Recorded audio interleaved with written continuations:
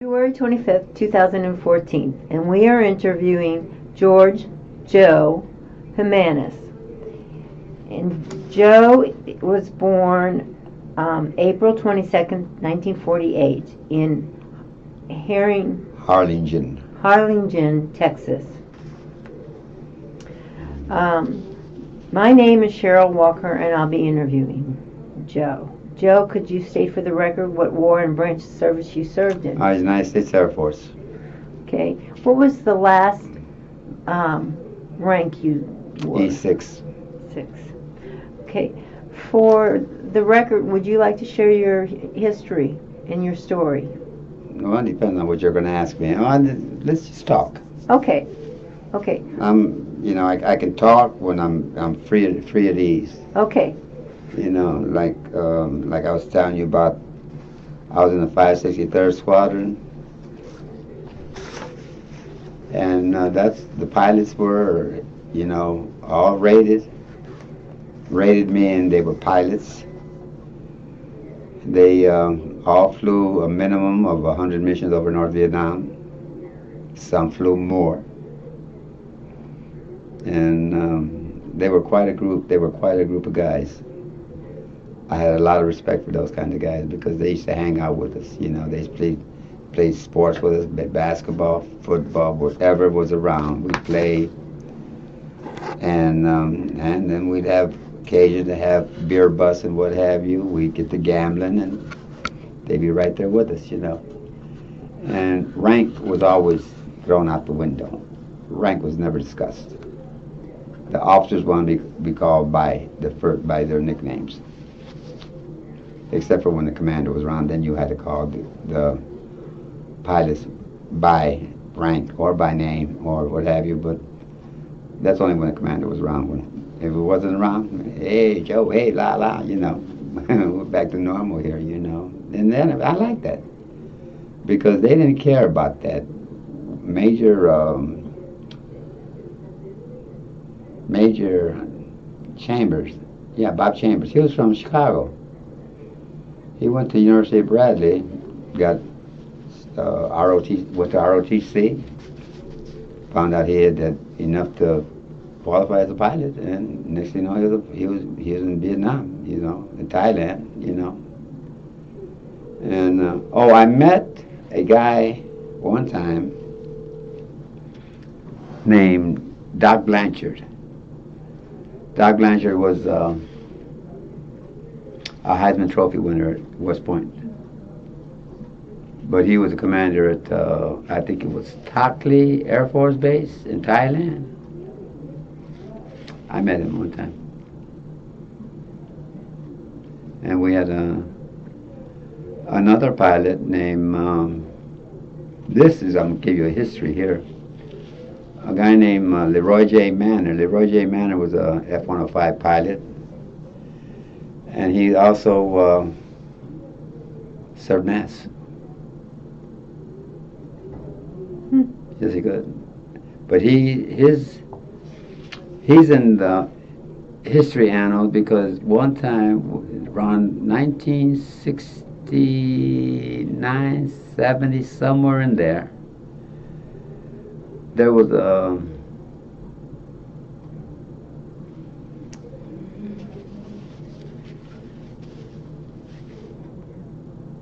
somebody got up an operation to go into Vietnam and try to rescue some of the POWs. Leroy J. Manor was in charge of that mission. And when it came back, Leroy Manor was there, President Nixon was there. He says, it would have been a successful mission if we could have rescued 5 POWs. Leroy Manor's statement to that was, if we could have rescued 1, it would have been a successful mission. Oh yeah, and May 2000, I had the longest held POW here as our guest speaker for Hispanic Heritage Month. Yes, Everett Alvarez. He was a POW for 8.5 years. I got a picture with him, signed his, he autographed his book, and a picture that I had with him autographed that. So, oh yes, I got pictures of two Congressional Medal of Honor recipients as well. This was for Hispanic Heritage Month. I'm like the head spick on station. All right, I was a man. Proud of my heritage. Proud of the people that I've met in my life. The Congressional Medal of Honor recipients, you never know that who they were, because they just like the director Al Page said one time. He says Congressional Medal of Honor recipients, you like to think that they're ordinary people. He said, yeah, they are ordinary people. He said they just do extraordinary things. And I got Roy Benavidez' book, Medal of Honor, and Richard Rocco. Richard was Italian-Mexican, but quite a guy. Both of them died. For I think it's diabetes involved, you know. But I know what Roy spent over a year in the Philippines rehabbing from the second tour of Vietnam. You know, he didn't have no business to be alive after what he'd gone through that day. He wasn't even supposed to be there on that mission. But he came back 6 hours later. He'd been shot, stabbed, bayoneted, what have you. The last time anybody did anything, somebody had shot him, he was carrying his intestines. He was, oh yeah, and he carried all the guys, the guys on the mission on a chopper. And since they all had the same uniform, he had 3 VC in there too. Oh yeah, and one thing, when guy says, he says, here, put him over there. He put that gook over there, and the guy says, Roy spit in the guy's face. His jaw was cracked. He couldn't talk, but he spit in his face, let him know, hey, I'm alive. True story. Yeah. Roy was quite a character. I said, I've got his book. And Richard never wrote a book, but his is an interesting story, because he came from Albuquerque, New Mexico. His family moved to Los Angeles, and he joined the gang not by choice, because he was getting beat up all the time, him and his brothers. So they joined the gang. One day, Richard was talking. He said he was going down the street of L.A., and the recruiter hollered at him. He said, hey, boy, he said, you ever think about joining the Army? He said, man, he said, they're fixing to throw me in jail. He said, that recruiter's eyes lit up. He says, come here, man, I got something for you.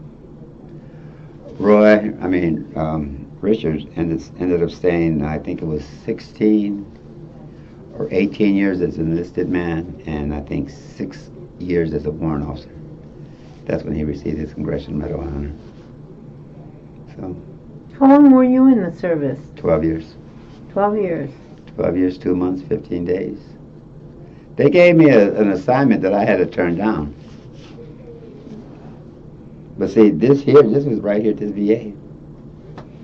I spent 24 years here. I retired. I'm one of those that I can talk you to death. I had a lot of fun. I've met a lot of people here that I've enjoyed. And then, of course, there's some people that I couldn't, if I see them again, I try to avoid them. But, for the most part, I have a good reputation around here. A lot of people appreciate the things that I've done at this VA. A lot of people. I got one time I got a letter from then President Bill Clinton. They gave me the authorization to donate computers to schools, churches, la la la. I had people lined up. I picked up some paperwork by mistake at my apartment the other day, And there's one church on the south side of Chicago. One fiscal year, you can quote me on this, I think it was $353,000. $353,000. And the next year, it was just about the same amount.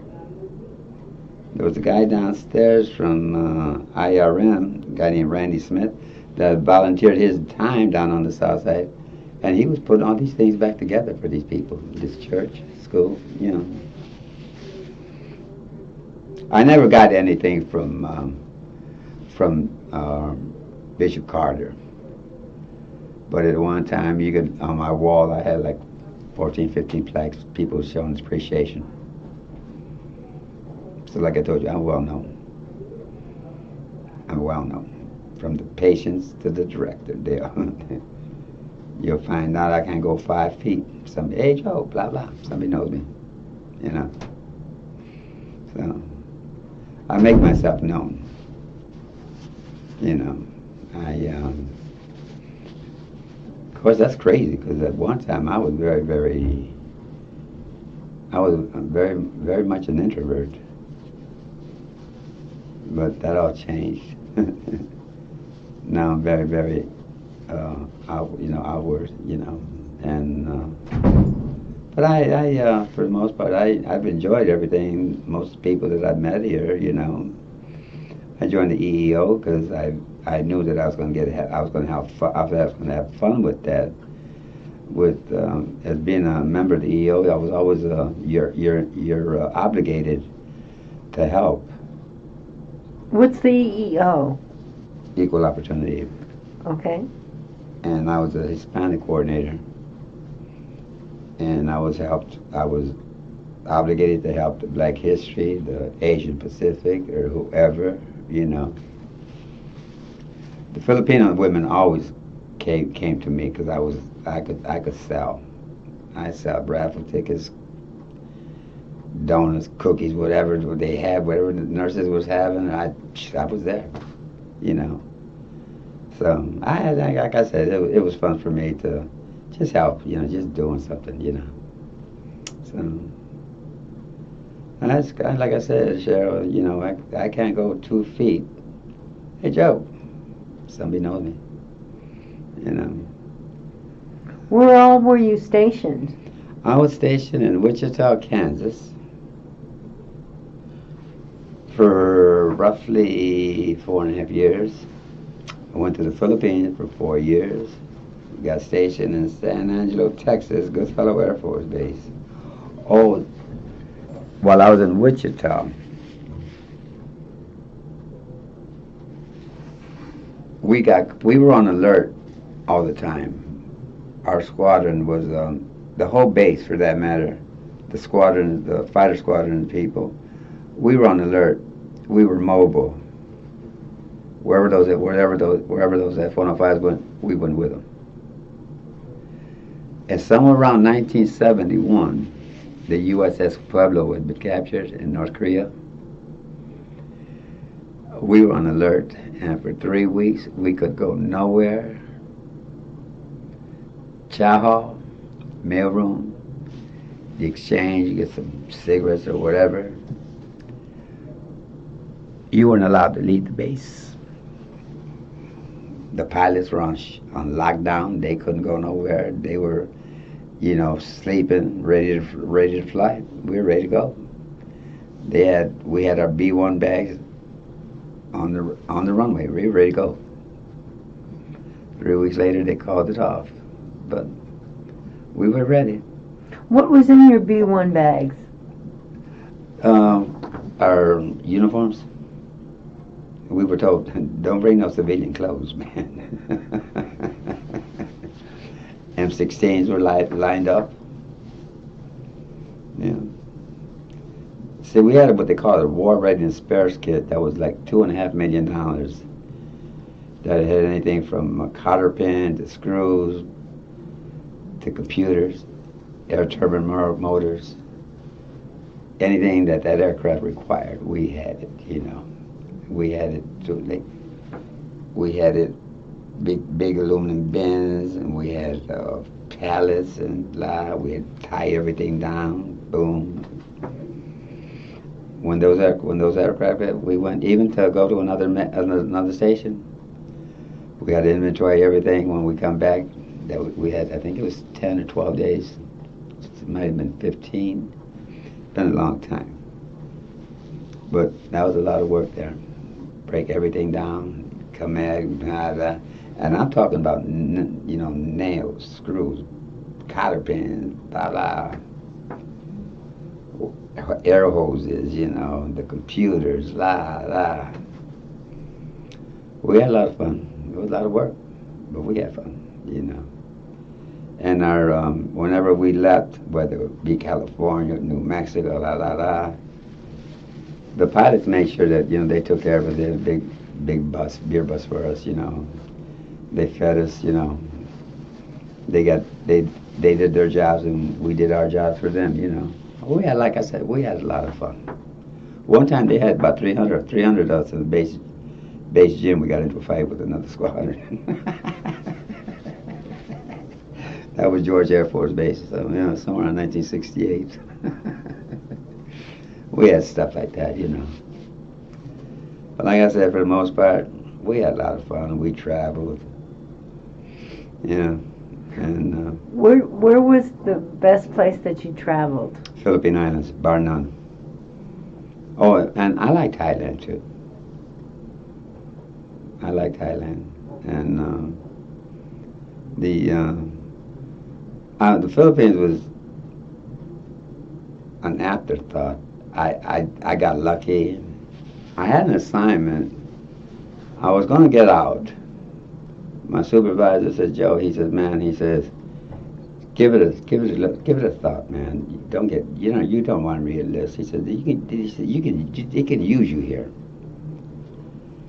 So I extended for 6 months. Then I re-enlisted. Then I got an assignment to the Philippines. And I was there long enough to receive 1 or 2 Filipino presidential unit citations. All right. That's I was helping with pushing out hay for the carabao that were stuck out there in the rice paddies. I mean, it was at that time the worst rainy season, monsoon season. That was 1972. Before I left in 76, I got another unit citation for the same purpose, helping out, I mean, you feel for the people without getting into politics, because like at that part I can't discuss this. If I were to say this now, it would really hurt some the Filipino politicians. I'll be quiet here. Okay. But for the most part, I had a lot of fun with the Filipino people because I speak Spanish, and that country had been conquered by Spain. The Philippines is their history is a president of the Philippines of Spain. I guess his name's King Philip. It became the Philippines. There's still some provinces in the Philippines that the first languages they speak is Spanish. So the majority of people that I spoke to, the grandparent generation, they still spoke Spanish. So I was right at home, because I'll be 66 in April, and I'll never lose my Spanish, So yeah, this quite a country. There's a lot of history there. From World War II. Yeah. And like you were asking me, I worked one time in the procurement office in Manila, the Wall Street of the Philippines. I was getting paid $28 a day per diem at the Intercontinental Hotel. My hotel room cost me $9.50 with a GI discount.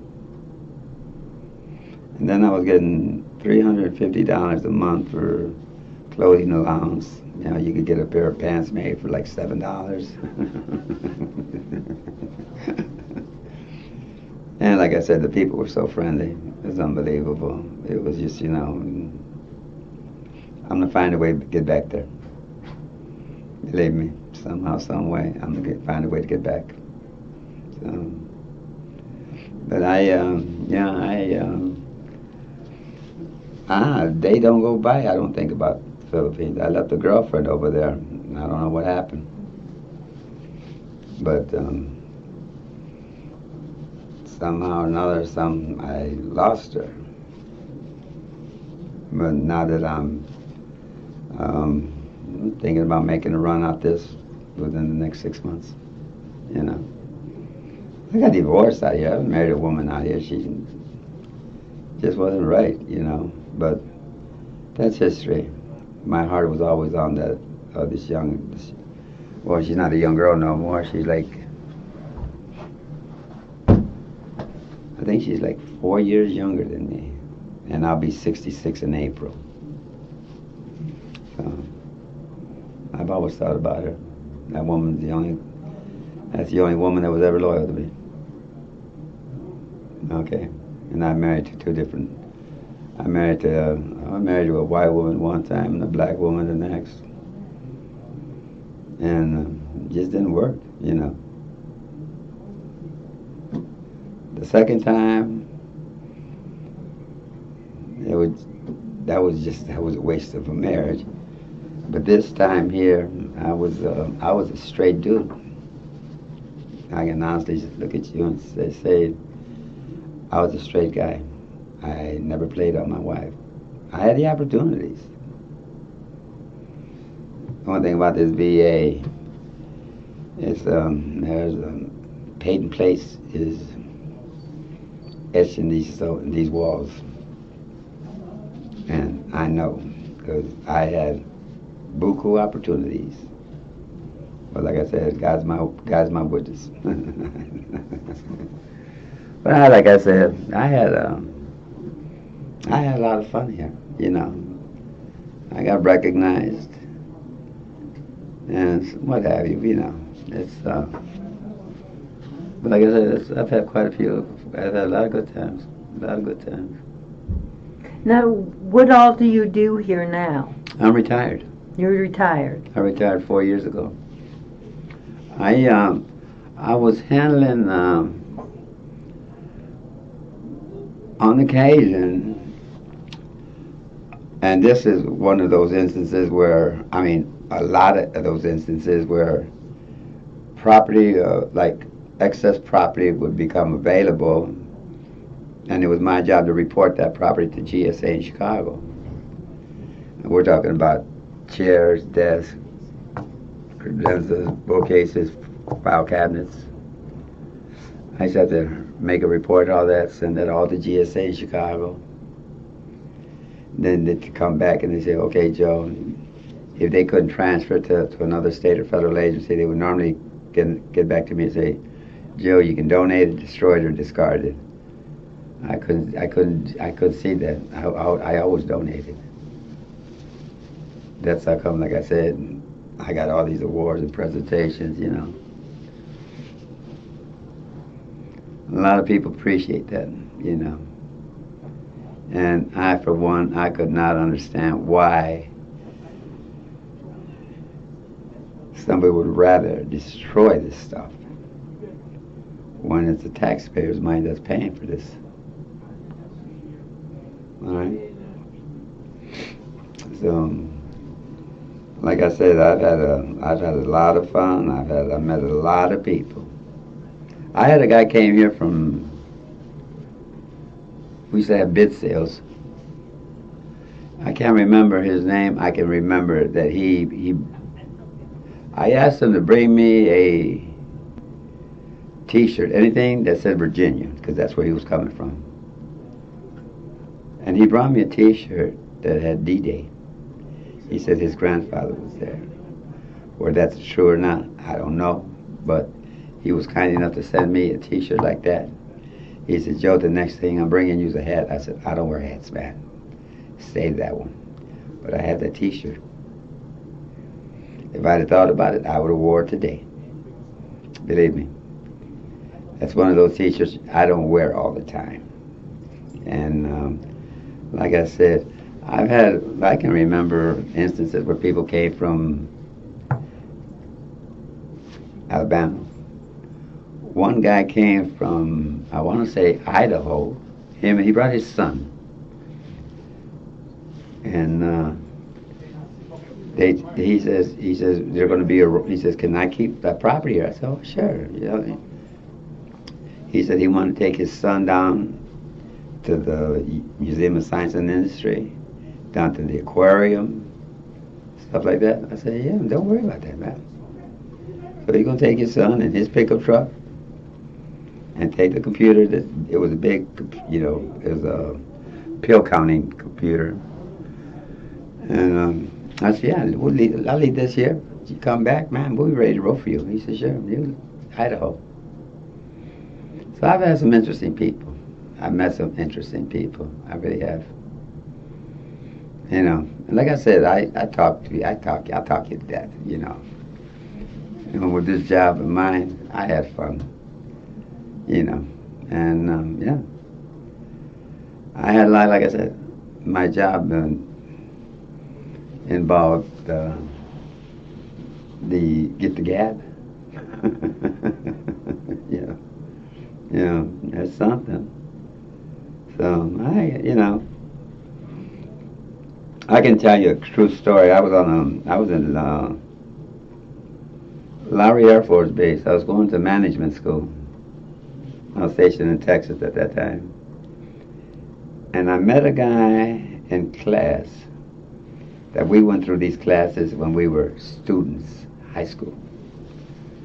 Came back 10 years later. Now we're NCOs. All right. And while I was talking to Alan, there was a guy next to me in class named Dave Rehom. We were in the Philippines together. He goes, Al says, he says, you got a brother named Tom in Thailand? And I said, wait a minute. I said, Alan, I was required to call everybody in Thailand, Korea, for lateral support if we had a unit that was out and somebody had to support us. I didn't realize at that time, but I was talking to Alan the whole time. And when we were in Thailand, but I didn't know that, you know. And it's quite, you know, like I said, I got a picture of him when we were in Denver, Colorado. Yeah, we were down the streets of Colfax, and yeah, we were young boys, 1967. You know. Did you stay in touch with anybody? Two guys. One, Tony Romo, a friend of mine that grew up here on the south side of Chicago. He went to CVS, Chicago Vocational. And a guy named Teddy Gould. Those are the only two guys that I can remember. They're still in the neighborhood. Well, no. Tony moved to Florida, and Teddy recently retired. He retired E9 Air Force, and he's working in the post office. At least that's what I heard. But those two guys, I lost track of them, you know. But those were the guys that me and Tony, we were just best friends, you know, unbelievable guy. Tony was the type of guy that, and I don't say this about too many people. Tony was one of those type of guys that if you couldn't get along with Tony, you couldn't get along with nobody. He was just that type of guy. Just great individual. Great individual. His father was just the same way, and the mother was even sweeter. They lived on the south side of Chicago, but I lost them somewhere. Tony got out the Air Force, came back. He called me one time at March Air Force Base, Riverside, California, and I'm sitting in the Philippines. He said, oh yeah, by the way, Tony is the only one that ever called me George. Everybody but Joe. He would call me George. He said, I said, Tony, where the hell you at? He says, I'm in California. I said, you re-enlist? He said, yeah. I said, oh my God. And he had an assignment to go to Vietnam. And then they called me one morning and said, I was on leave. And they said, Joe, you got to go to Manila. I said, no. I got my homeboys here, man. I'm taking care of him. I said, I'm on leave. I took 3 days off, man, Wednesday, Thursday, Friday. He said, Joe, you got to go to the procurement office because Harlow's sick. And I said, oh, man, I had no choice. And Tony, to this day, I said, man, that wasn't my idea. But, service comes first, But it happens. It happens, But Tony, like I said, and Teddy married a lady that I met. I met the sister, and she recently died, I guess, about 5 years ago. She was gorgeous. They were some good people. But I haven't seen none of them since 1979. Me and Teddy and Tony, we were in touch for about the last 10 years. But somehow or other we lost each other. But, like I said, I'll talk you to death. Is there anything else that you'd like to say? In terms of no, not really. Like I said, I enjoyed my 12 years. I wanted to stay the duration, but it wasn't to be, And so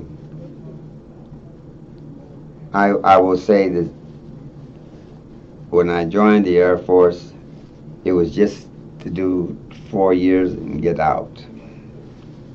I never thought I'd try to make it a career, but they gave me an assignment that I had to turn down. I wasn't going to no missile site, or I'd lose anything underground. So for 6.5 years out of my life, up until I got a job here, I was in the streets. I worked 18 months out of a 6.5 year period. I was in the streets doing a lot of dirty things. Okay. But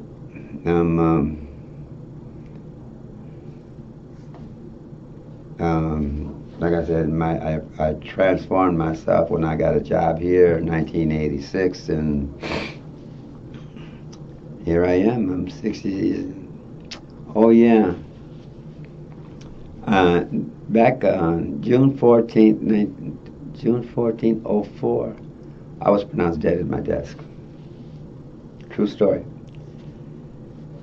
I was taking alcohol with medication. We don't ever think we're going to die. Well, guess what? I was resuscitated 3 times over a 6-hour period. Right upstairs on the 2nd floor in ICU. Dr. Murray, Dr. San, they worked on me over 6 hours.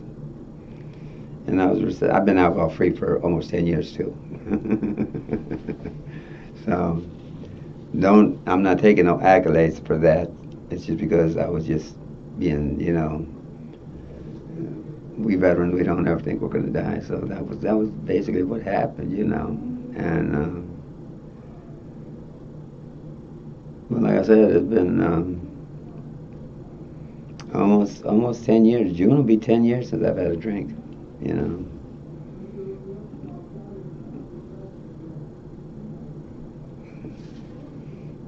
Fingers just as straight. I didn't need to drink. I just wanted to, you know. And but yeah, that was quite a experience, you know. I mean, I was at my desk and my computer. I couldn't hit the computer. I couldn't remember my access code, my verify code for the computer or the telephone, you know. And next thing I know, I was gone. They ran me to emergency, and from what I was told, they found me somewhere in Mount Sinai in Chicago.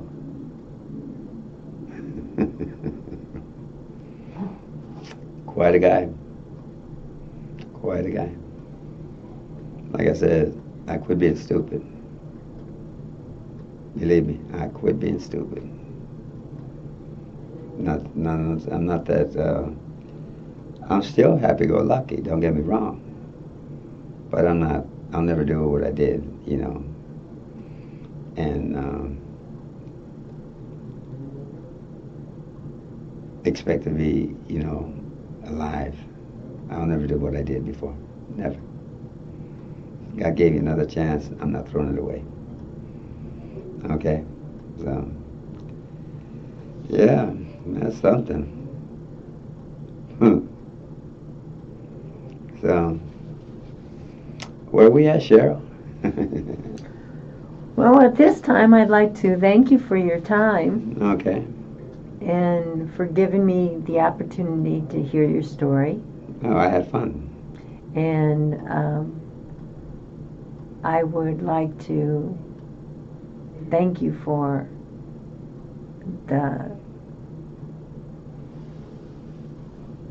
I'd like to thank you for the opportunity that you served our country. Yeah. And I would like to also thank you for giving me the opportunity to hear your story. No, that's my pleasure. To find somebody that wants to hear something. No. Yeah, because you know, it's like I said, for me, I had a lot of fun. I traveled. When I was in that fighter squadron, we lived out of our suitcases. You know, those. I can tell you that the mission of the aircraft of the base at that time was to train pilots to fly. The mission of the base was train pilots to fly and fight over Southeast Asia. And that was yeah. I have fond memories of my buddies when I was in Wichita. Like I said, I was with the F-105 Squadron, 563rd. I still have that. I still have that patch. Yes, I do. Those are the guys that regular people. Did you go to any reunions? Never hear of any. Never hear of any. I'd love to. But I know that the pilots would, you know.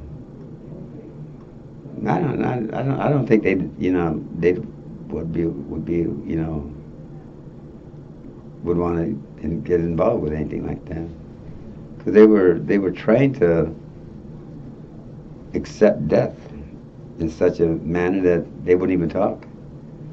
If somebody transfer, what have you, they didn't even talk. They just boom. They don't want you to have friends, because the effect it would have if you if somebody got killed. So we had a lot of guys that, you know, they were just a lot of fun. And they were a lot of fun. Yeah. But as far as this Cheryl, this is working both ways. I'm enjoying you as much as you're enjoying me. Believe me. the fact that you're taking time to interview me. Thank you very much. You know, and like I said, I had a lot of fun. You know,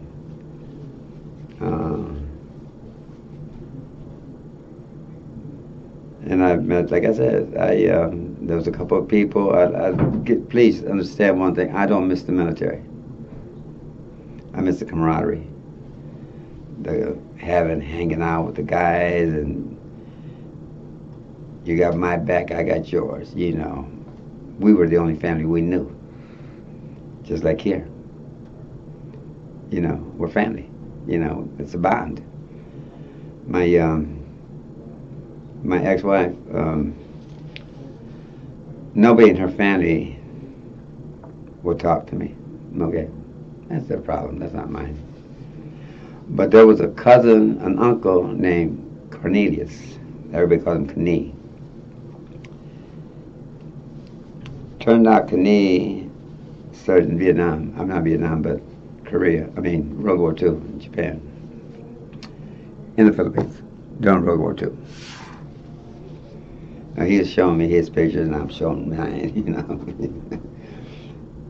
But he was the only one that ever talked to me, you know. Of course, the grandkids all liked me. All right, Grandpa Jojo, you know. And my granddaughter, she was just fell in love with her Grandpa Jojo, but the marriage, you know, didn't, you know, 16 years, and well, I'll tell you this here. My wife out here playing around with one of the guys in the one of the prep programs here, the domiciliary, one of those. It's like homeless veterans. My wife played around with one of those guys, so I mean, I knew about it, but I never had it in me to beat up on a woman. Should have, but I couldn't do it. So, like I said, I mean, it's been over 10 years now since I've been divorced. I ain't rolled no gray hair.